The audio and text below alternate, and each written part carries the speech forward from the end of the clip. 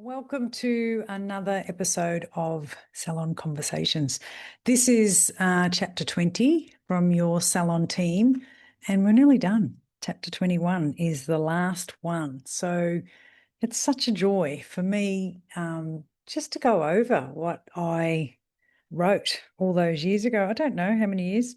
I don't think it's 10, but it's a while. And it's really lovely. I really enjoy looking at what I wrote then, what was real and meant the world to me, and then thinking, wow, I've so much more knowledge now than I did back then. And that's the same for everybody. I think we just always learning. I love learning, love teaching, love learning. It just fascinates me that you find something that gives you a clarity, because that's the real gift, I think, when you go, oh, now I understand. And then you just skip away. Like it's fascinating when I'm working with someone, they come into my Zoom room and they've got a challenge or something that, is in their way, the obstacle is in their way. And we talk about it and come to some realization that this or that, and then that explanation gives them clarity and they're just ready to get on with making the change, talking to the person differently, having the conversation that needs to be had, or the thing that they were avoiding, or the thing that they didn't understand. And now they have an understanding. And so the clarity catapults them into feeling better. And I often remind them by saying, you still have the problem, you know that, don't you? And they go, yeah, no, but now I've got some clarity around their part in it. When would you expect an outcome? Is an outcome even possible?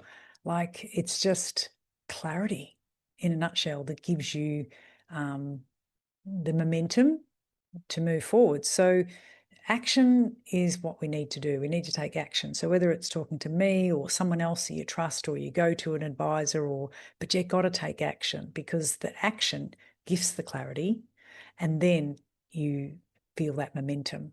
It's such a powerful gift. And I think if people could just understand that waiting for motivation to show up is really I don't know, I don't think it happens. I think you have to take action and do the things you don't want to do.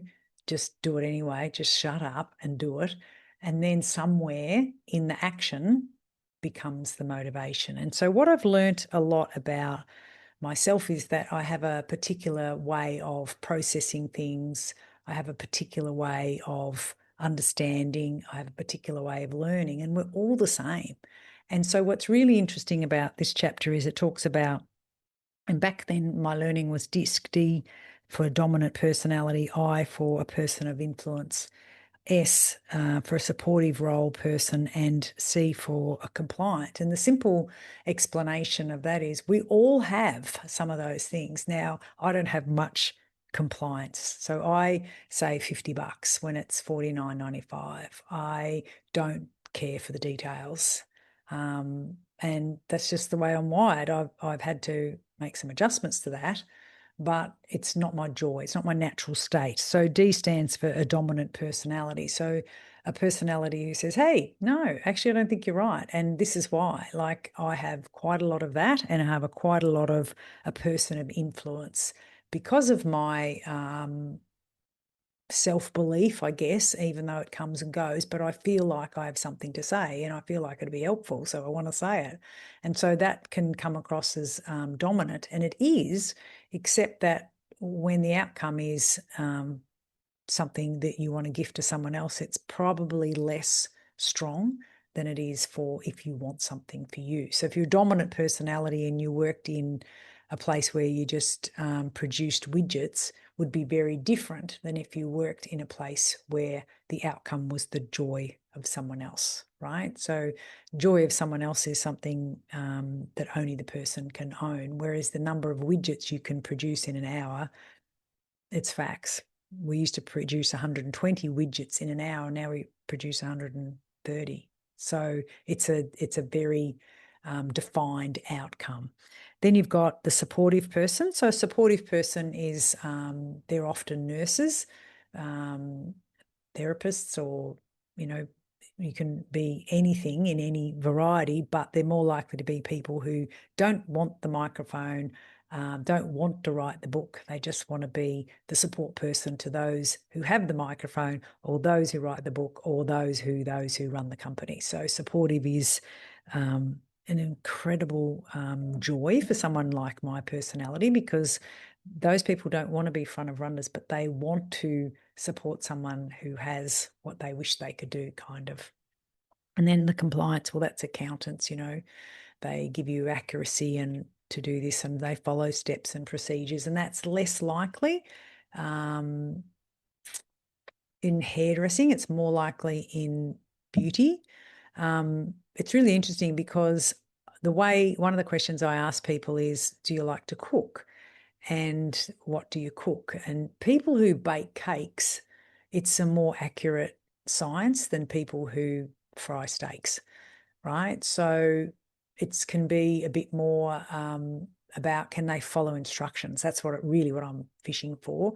Is there anyone that go, oh, I love such and such's recipes. They're always good. Like I love Jamie Oliver's recipes, and they're perfect. You just follow them and do as you're told. You don't change it, right? Whereas a lot of people can't follow a recipe. They just can't. And that's a problem, because there's very little there's very little compliance. So we all have some D. We all are dominant in different areas and not in others. Like you can see, sometimes women are very they're not very dominant, and then you attack one of their children, they're dominant, right? So we all have it in us, and we can turn it on when we need to. Some people have too much dominance and they probably got to turn it off, let's be honest. And the same for influence. Influence is, we're just happy when everyone's happy, and that's the people pleaser. And so I have a lot of that. I'm just happy when my clients are happy. I'm happy when my kids are happy. I'm happy when Simon's happy. I'm happy when my cat's happy, my dog's happy. Like I'm happy that's a measure of my success. And supportive, actually, it's a skill I had to learn, didn't come naturally. And compliance, a skill I had to learn. So absolutely, you can outsource everything if you want to, but to understand is really powerful. So this chapter is around, understanding, and in simple terms, not everybody is a leadership naturally. It has natural leadership skills. Came from my dad, but most don't. But it doesn't mean that you can't learn it, and you don't have to be a dominant personality to lead people situation. Like some of the most incredible people that have that really gentle. I tell you, one is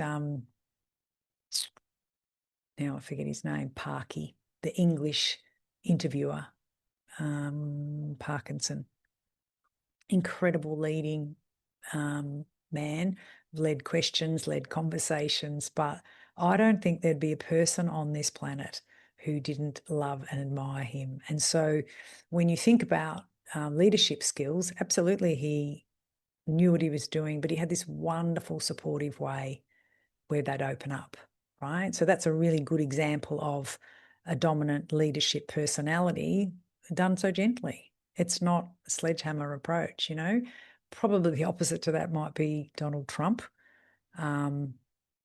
Listening skills is what we could all develop, I think, and continue to develop. It's not went to that and did that, done, tick. No, I think it's something we just have to keep going on. So enjoy the chapter, and I'm here to help you if you'd like to chat or reach out, or I can send you things. But there's some really great content out there for people to get to know their own behaviours, because let's be honest, we can't change the world. All we can do is change the way we interact with the world, and that's where success lies for everybody. So everybody who works in your clinic or hair salon has qualities that are beautiful, and some of them need a little adjustment.